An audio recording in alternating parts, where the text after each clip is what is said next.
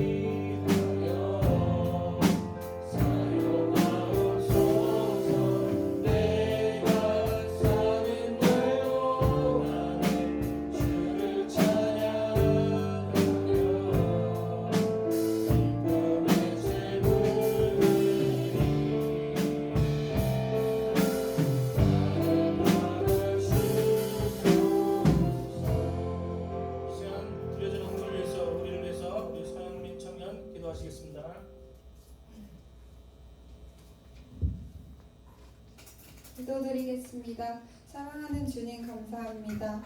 오늘도 예배 자리를 지키고 발걸음하게 하심에 감사합니다. 한 주간 주님께 고백하지 못했던 것들 고백하게 하여 주시고 모두 내려놓고 주님의 뜻에 따르게 해주세요. 저희가 가진 것 중 작은 예물을 드렸습니다. 손길과 마음 모두 기억하여 주시고 모두가 건강하길 바라는 요즘 주님께서 저희를 지켜주시고 앞으로도 건강한 모습으로 예배 자리에 나올 수 있도록 함께 해주세요. 오늘 예배 끝까지 함께 하실 것을 믿사오며 예수님의 이름으로 기도드렸습니다. 광고 보겠습니다.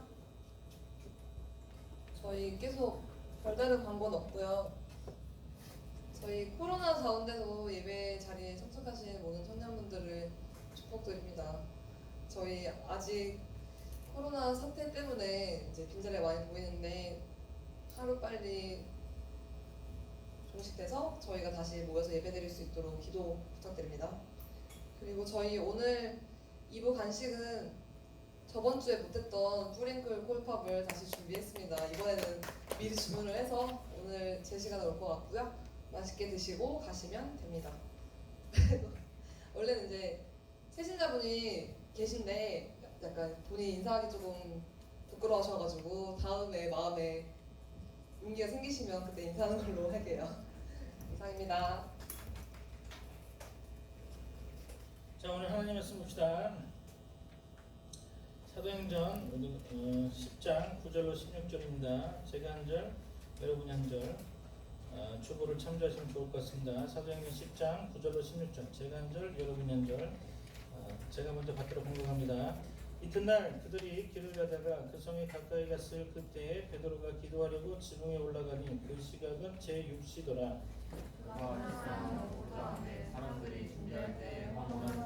하늘이 열리며 한 그릇이 내려오는 것을 보니 큰 보자기 같고 네 귀를 메어 땅에 들이웠더라. 그 안에는 땅에 있는 각종 네발만의 짐승과 기는 것과 방죽이 나는 것들이 있더라. 또 소리가 있으되 베드로야 일어나 잡아먹으라 하거늘 베드로가 이르되 주여 그였사옵나이다. 그리고 깨끗하지 아니한 것을 내가 결코 먹지 아니하였나이다 하되 또 두 번째 소리가 있으니 하나님께서 깨끗하게 하신 것을 네가 속되게 하지 말라 하더라. 이런 일이 세 번 있은 후 그 그릇이 곧 하늘로 올려져 가니라. 아멘. 오늘은 사도행전 10장 9절로 16절 신앙의 명품과 짝퉁이라는 제목을 가지고 하나님의 말씀을 나눌 건데요.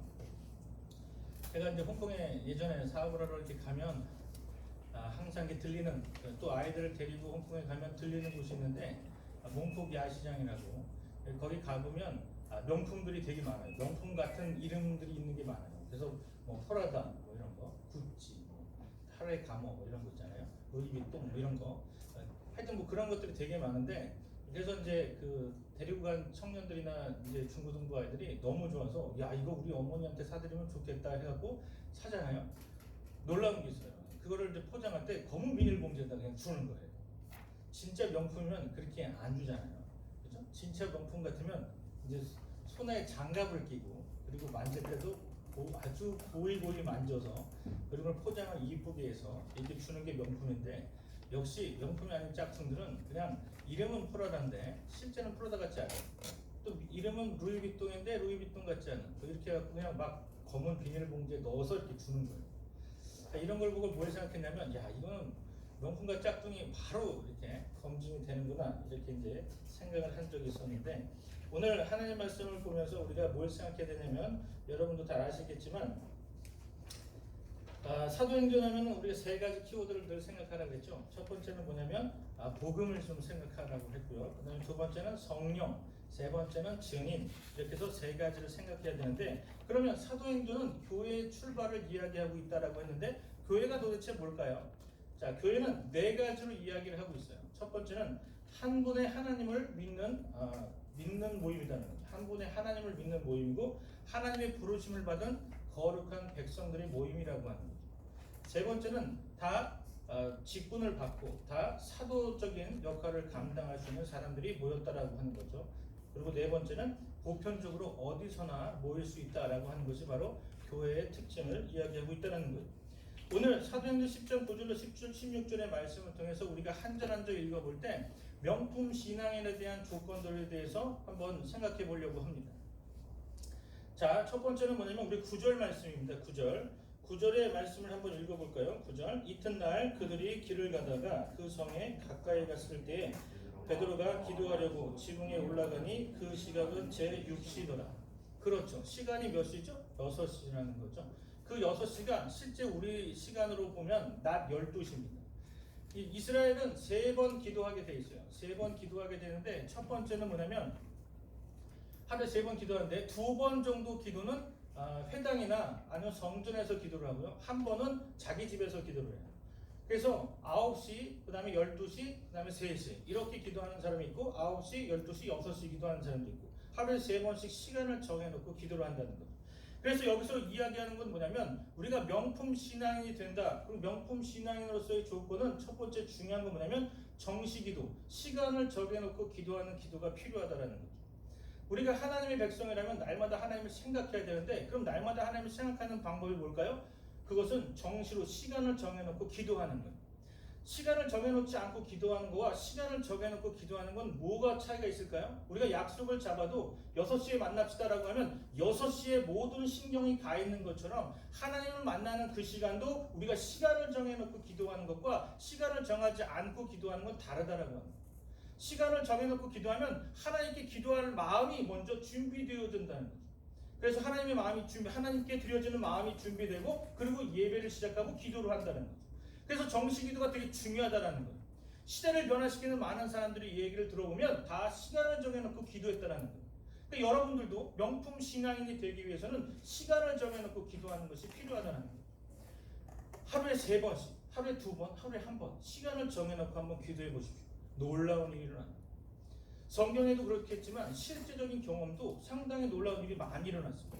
그게 불치병이 낫는 거 이건 당연한 거잖아요. 그렇죠? 그런 것도 있지만 시간을 정해놓고 기도하면 하나님은 놀라운 사람들을 붙여주실 때가 많다는 거죠. 제가 태국을 선교하기 위해서 태국 사람들을 전도하기 위해서 저 안산 땅에 전도하러 간 적이 있었어요. 첫 번째 제 그 사역지가 안산이었는데 안산에 사람들이 너무 없는 거예요. 제가 딱 이제 오라 그래서 사역자로 오라 그래서 갔더니 중고등부 몇 명이에요? 했더니 한 명도 없어요. 유치부, 유년부 한 명도 없어요. 청년 하나도 없어요. 어른만 19명 정도 계시는데 전도사가 뭐가 필요하겠어요? 근데 전도사를 부른 거예요. 그래서 제가 갔죠. 갔는데 아무도 없는 거예요. 예배 드리려고 하는데 사람이 없어요. 그러니까 하는 게 뭐 있겠습니까? 전도하러 가는 거예요. 그래서 안산 공단과 가까워서 공단으로 전도하러 갔는데 시간을 정해놓고 날마다 기도하면서 갔어요. 하나님 오늘 이 시간 내가 안산으로 갑니다. 나에게 붙여줄 만한 사람을 붙여주십시오 라고 갔는데 태국 사람들 약 50명 정도가 동그랗게 앉아서 모아서 고기를 구워 먹고 있더라고요. 고기하면 또 은혜스럽잖아요. 제가 갔잖아요. 그래서 가서 같이 고기를 먹자 그랬어요. 대화는 안 되더라도 일단 고기를 먹었으면 잘 먹을 수 있으니까 일단 고기 먹으러 갔죠. 그래서 사람들이 다 모였어요. 근데 문제는 이 태국 사람들은 한국말을 아는 사람이 한 명도 없어요. 조금 아는 사람, 안녕하세요는 아는데 나머지는 하나도 모르는 거예요. 대화가 통해야 말이죠. 그래서 제가 일단 먹는 거에 은혜를 받았기 때문에 먹으러 갔잖아요. 일단 먹고 나서 끝나고 말은 하고 싶은데 하나님 나에게 이런 사람을 나에게 붙여주시면 제가 전도하겠습니다라고 했는데 그 중에 한 사람을 제가 딱 잡았는데 복음을 전하려고 한 게 아니라 그냥 혹시 영어를 할 줄 아십니까 물어봤어요. Can you speak English? 이렇게 얘기했잖아요. 근데 그 사람이 딱 듣고 나서 웃더라고요. 그랬더니 자기는 한국 사람이래요. 그래서 다행이다. 한국 사람 드디어 한 명 만났다고 기분 좋았어요. 근데 그 사람이 가이드였어요. 28년 동안 태국 가이드였어요. 그러니까 거기는 태국 있는 사람한테 제가 통역하시라고 하니까 바로 복음 전한 통역이 그냥 막 되는 거예요. 그래서 그 50명 중에 7명이 저희 교회에 나왔어요. 그리고 나중에 몇 달 지나서 한 100명 정도가 교회를 나오게 됐어요. 그래서 상당히 많이 나오게 돼요. 시간을 정해놓고 기도하면 하나님께서 미리 준비하신다는 거예요. 그것을 오늘 성경을 통해서도 여러분이 알 수 있다는 거죠. 그래서 오늘 여기 본문의 말씀을 통해서 사도행전 10장 9절로 16절 말씀 보기 전에 하나님께서 1절부터 8절까지 누구를 준비시켰느냐? 이달리아 군대 장관인 고넬료를 하나님이 준비하셨다는 거예요. 근데 그 사람은 이방인에게 복음 전하러 가는 사람이 없다라는 거죠. 그래서 하나님은 베드로를 보내려고 했는데 베드로의 편견과 선입견이 잡혀 있어서 분명히 안 갈 것이다라고 생각을 한 거죠. 하나님을 훈련시키려고 하나님이 이제 작정하셨어요. 그래서 이 베드로에게 환상 가운데 보여주는 내용이 오늘 9절 말씀부터 16절 말씀이라는 거죠. 오늘 이것을 통해서 우리가 알아야 될 건 뭐냐면 첫 번째로 9절 말씀에 제6시 기도하는 그 시각이 제6시더라. 이것을 통해서 우리가 뭘 알아야 되냐면 정시기도, 시간을 정해놓고 하나님께 기도하는 그 기도가 여러분의 삶 가운데 있어야 된다는 거죠. 그리고 두 번째는 뭐냐면 이 정시기도를 통해서 여러분은 반드시 체험되어졌던 것을 간증하셔야 된다는 거예요. 간증하시지 않으면 자기 혼자만 누려지고 끝나는 것은 신앙이 아니에요. 그건 신앙이 오래가지 못해요. 여러분이 하나님께 받았던 것이 있다면 그 받은 것을 계속적으로 이야기해 줘야 되는 거예요. 그래서 하나님의 말씀이 여러분에게 체험되었던 것들이 흘러가서 많은 사람들의 귓가에 많은 사람들의 마음을 움직이는 그러한 메시지가 되어져야 된다는 거예요. 오늘 두 번째로 10절 말씀 한번 볼까요? 10절. 그가 시장하여 먹고자 하며 사람들이 준비할 때에 황홀한 중에, 그죠? 여기서 왜 이 표현을 썼을까? 참 놀라운 표현이죠. 황홀한 중에 밥을 먹으려고 배고파서 밥을 먹으려고 준비하는 가운데 하나님께서 환상을 보여주시는 거예요. 오늘 여기서 우리가 알아야 될 것이 뭐냐면 하나님의 계시를 받는 것이 명품의 신앙인의 조건이라는 거죠. 그러니까 명품 신앙인의 조건 두 번째는 하나님의 인도를 받을 줄 알아야 된다는 거죠. 오늘 여기서 하나님의 인도받은 이 베드로는 환상 가운데 황홀한 중에 무엇을 봤냐면 하나님께서 말씀하시고자 하는 그 내용을 보았다는 거죠. 하나님의 계시 방법은 여러 가지가 있습니다. 꿈을 통해서 계시하는 방법도 있고 그 다음에 사람을 통해서, 말씀을 통해서, 기도를 통해서, 찬양을 통해서 하나님은 말씀하시는 거예요. 여러분이 하나님의 백성이라면 하나님은 반드시 여러분에게 말씀하십니다. 어떠한 통로를 통해서 하나님은 반드시 말씀하시는데 여기 베드로는 환상 중에 보았다는 거예요. 제가 놀라운 건 뭐냐면 꿈을 통해서 하나님 역사하시는 것도 봤어요. 제가 교회를 여러 군데 교회를 갔었는데 저번에 갔었던 교회에서는 어떤 권사님이 그런 얘기 하더라고요. 자기는 한글을 모르신대요. 근데 권사님 중에서 놀라운 건 두 분의 권사님 중에 한 분도 한글을 모르시고 한 분도 한글을 모르시는데 한글을 모르시는 한 분은 하나님께 기도했다는 거예요. 하나님, 내가 성경을 볼 수 있도록 해달라고 기도했는데 다른 한글은 못 읽어도 성경은 읽어요. 놀랍지 않아요? 아멘이죠? 그런 거예요. 되게 놀라워요. 그래서 다른 거는 하나도 글자를 모르는데 성경은 다 본다는 거죠. 다 읽는다는 거죠. 놀랐어요.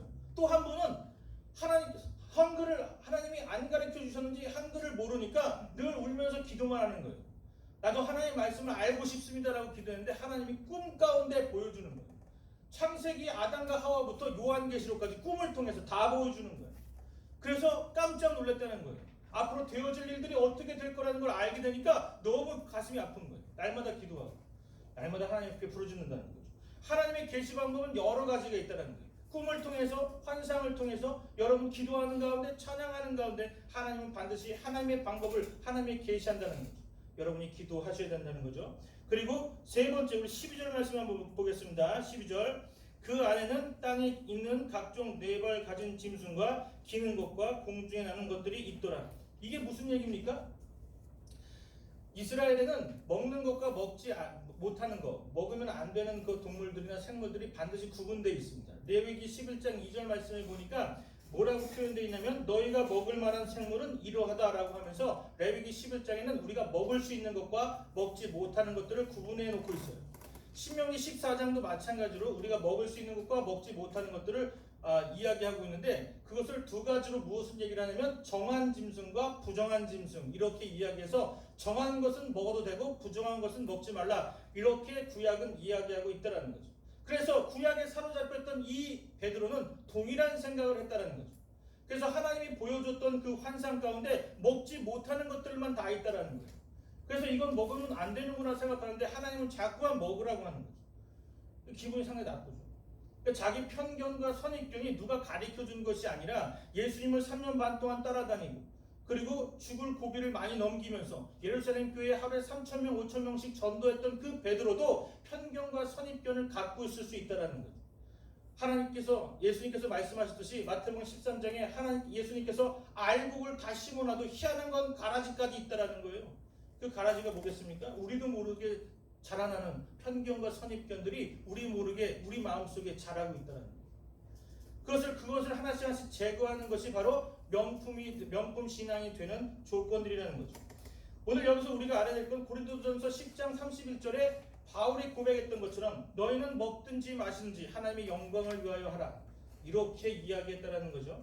그래서 이 말씀을 통해서 우리가 알아야 될 게 뭐냐면 예수님께서는 베드로를 통해서 뭔가 훈련을 하기를 원하는 거죠. 뭔가 하나님께서는 이야기하시고자 하는 것이 있었다는 거죠. 그게 뭐냐면 네가 갖고 있는 편견과 선입견을 버려라는 거죠.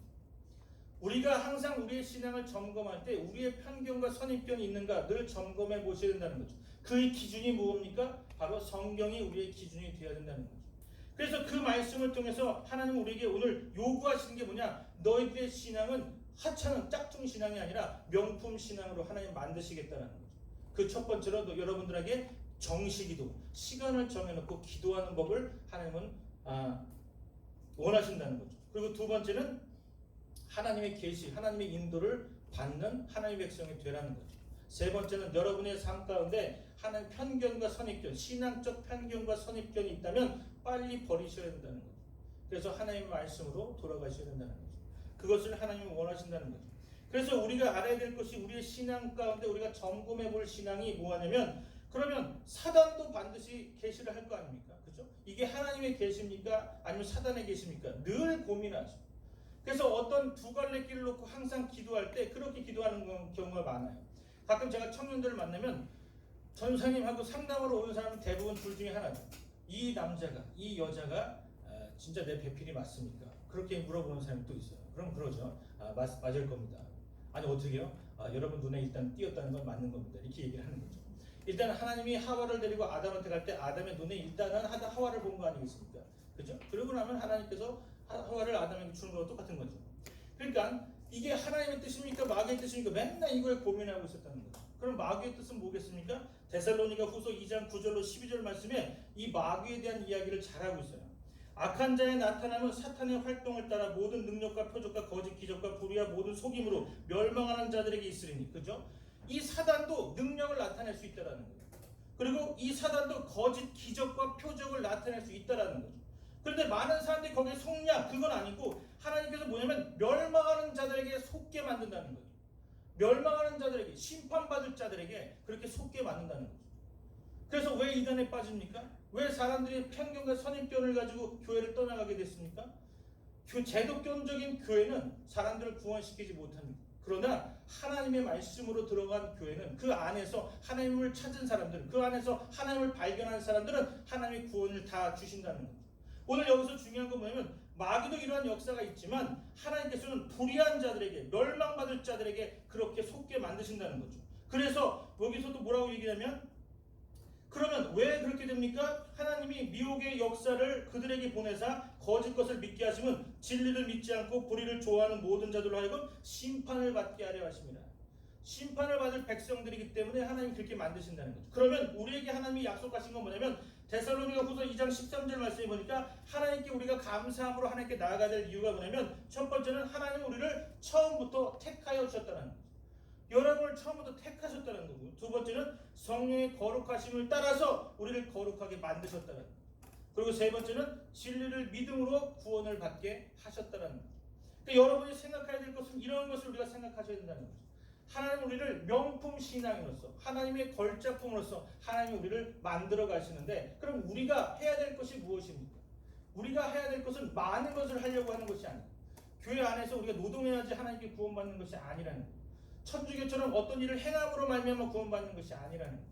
그럼 우리가 해야 될 것이 무엇입니까? 우리는 하나님께 기도하는 시간을 갖는 거죠. 우리가 하나님 앞에 기도하는 시간 갖는 이유가 뭡니까? 하나님의 인도를 받기 위해서.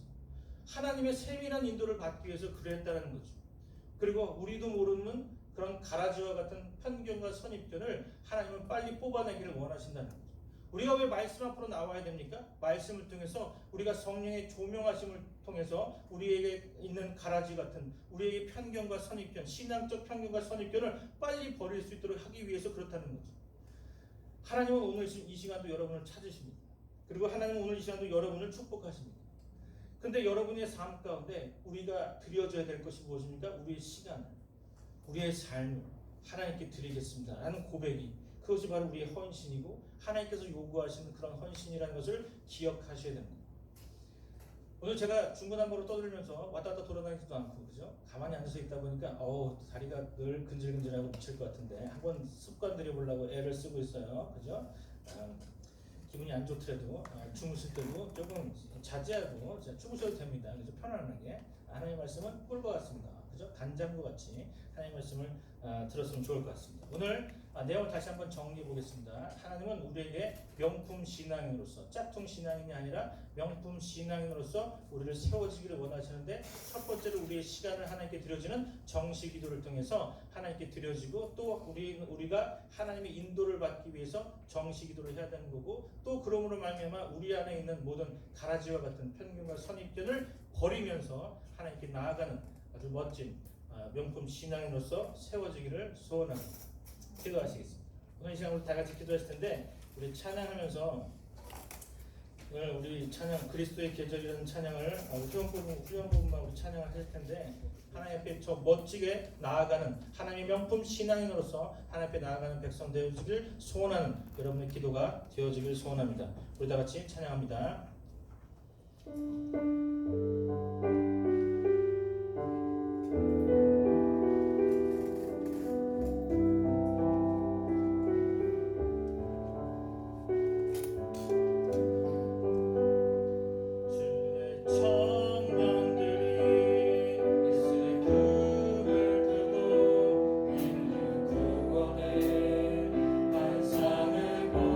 하소서. 손을 보면 들고